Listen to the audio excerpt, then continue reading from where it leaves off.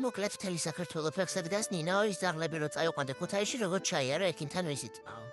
კარგით დავიწყებ, სორას აღმოაჩნდა სოკო საბედნიეროდ სამაგიეროდ არ გაუმართლა ვასკას და აქვს ლეიშმანიაზე უკეთესტურად ოთვიცით ეს პასუხი.